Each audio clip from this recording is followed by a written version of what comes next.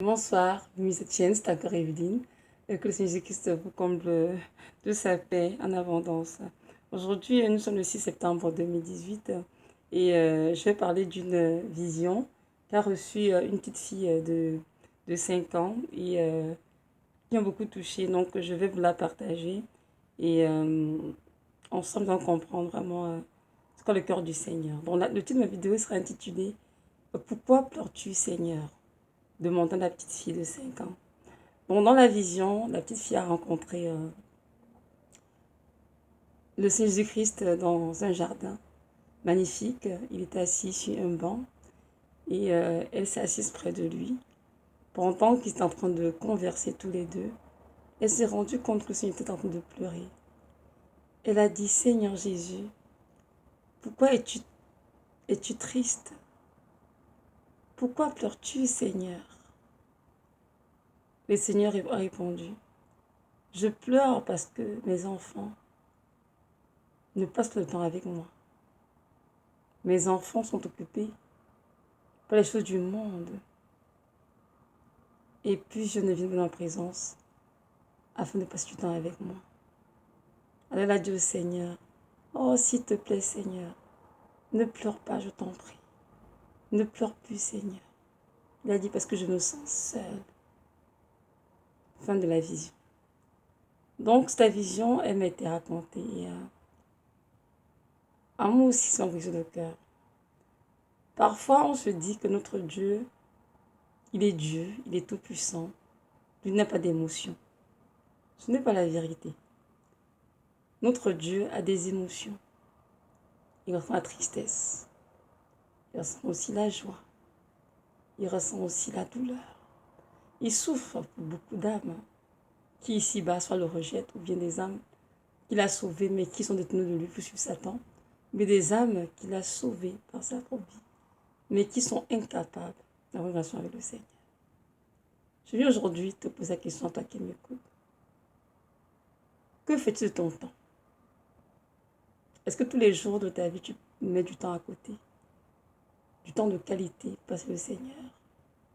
Ou bien le Seigneur Jésus-Christ est celui qui t'a sauvé, certes, mais qui reçoit tout simplement les miettes de ton temps, le reste de ton temps. C'est-à-dire, tu fais ton ménage, tu vas manger, tu travailles, et tu regardes la télévision, tu vas sur les réseaux sociaux, et quand tu as peut-être un 5 minutes de soir ou un 10 minutes, tu lui accordes cela.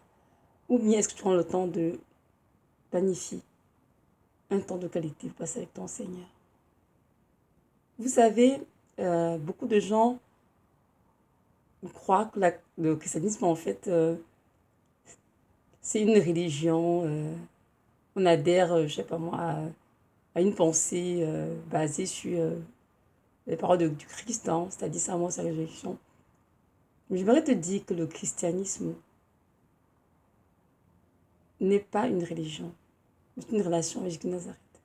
Donc si toi, tu te dis que tu donnes ta vie à ce Dieu, qu'il est mort à Golgotha pour toi, si tu as reconnu son sacrifice à la croix pour toi, ce serait bien que tu cherches à bâtir ta relation avec le Seigneur. N'oublions pas que Dieu nous donne à tous les êtres humains le libre arbitre. Donc il ne force personne. Mais c'est à nous, à être nous les êtres humains, d'aller vers le Seigneur, de le chercher. Il y a la parole, la joie dans Jérémie 29. Si tu me cherches de tout ton cœur, je me laisserai trouver par toi. Nous allons de mettre du temps de côté pour chercher le Seigneur. C'est sûr que Dieu vient vers nous, nous attirer à lui. Mais c'est à nous de lui accorder le temps pour l'écouter, pour le louer, l'adorer, pour porter ses fardeaux avec lui dans la prière, pour souffrir avec lui. Malheureusement, beaucoup d'enfants de Dieu n'ont pas de relation avec le Seigneur de Nazareth, mais ils ont une relation avec le pasteur d'église, le prophète ou bien le leader. C'est malheureux. Ils vivent juste pour leur dénomination. Ils vivent selon les paroles de leur pasteur, le leader, et non selon ce que Jésus-Christ leur commande.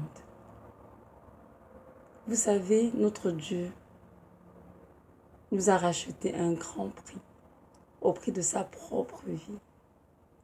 Et que dans la parole, Que ce n'est pas de l'or périssable qui nous a rachetés, de la manière de vivre, mais au prix de sa vie. Donc, bien le Seigneur, j'aimerais t'interpeller aujourd'hui. Ne prends pas à la légère ce que Jésus-Christ a fait le Golgotha pour toi. Il a été abandonné, méprisé, frappé, humilié de Dieu. Le châtiment qui donne la paix aujourd'hui est tombé sur lui. C'est qui est dans la parole d'Ésaïe 53. Donc il est hors de question que tu mènes ta vie comme si ça n'existait pas. Il est hors de question que tu proclames que Christ est ton sauveur, ton Seigneur, mais que tu n'accordes aucun temps. Ça n'a pas de sens. Qu'est-ce qui vole ton temps? Essaie d'y réfléchir. Qu'est-ce qui prend ton temps? Ce qui prend ton temps dans ta vie, c'est une idole. Et une idole, nous avons tous, c'est tout ce qui prend la place de Dieu dans notre vie. Si c'est le magasinage, c'est une idole. Si c'est le travail, c'est aussi une idole. Si c'est la télévision, c'est une idole. Si ce sont les réseaux sociaux, c'est aussi l'idole. Donc, à toi de voir. Je vais te laisser avec ceci. Pense-y, réfléchis. Jésus-Christ t'invite aujourd'hui à venir bâtir une relation d'intimité avec lui. À passer du temps avec lui seul, à seul, loin des bruits, loin de la distraction, mais seul à seul avec lui. Il donne la parole, hein. Si vous voulez prier, entrez dans votre chambre et fermez la porte et priez. Et votre Père qui vous va dans le secret, vous le rendra. Donc cela veut dire qu'il y a un temps dans la journée, que vous êtes dans sa chambre, ou bien dans ton salon, ou dans ta cuisine, peu importe, tu te sens bien. Fermez la porte, loin de la distraction, loin des écrans, et prends le temps de communier avec le Seigneur. De le laisser nous parler, de l'écouter, de l'adorer, de l'élever, de le louer pour tous les bienfaits qu'il nous accorde. J'aimerais te rappeler que toi et moi, nous sommes nés pour adorer Dieu, pour l'aimer et pour le servir. Si dans ta vie, ce que tu fais, cela veut dire que tu es très loin de ce qui attend de toi. Mais tu as encore le temps de te relever, de te repentir, de ta vie tout ce qui t'empêche d'avoir une relation avec le Seigneur. Et dès aujourd'hui, de commencer à mettre de côté un temps de qualité pour chercher le Seigneur. Jésus-Christ t'aime et il soupire après ton âme. Il veut échanger avec toi. Il veut se révéler à toi. Il veut te parler, il veut te consoler, il veut te guérir. Mais tu n'es pas là à ton poste. Tu cours ça et là dans beaucoup trop de choses. Tu n'as pas le temps pour l'écouter. Et cela attriste fortement ton cœur. Pour cette vidéo, je vais nous interpeller vraiment de nous réveiller tous et de comprendre que Jésus-Christ désire une relation, une communion profonde avec chacun de ses enfants. Car c'est pour ça qu'il nous a créés, qu'il nous a aussi sauvés.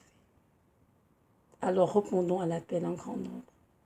Fuyons les distractions de ce monde, fuyons les activités mondaines et mettons du temps de qualité à part pour notre Seigneur, pour le rencontrer et communier avec lui.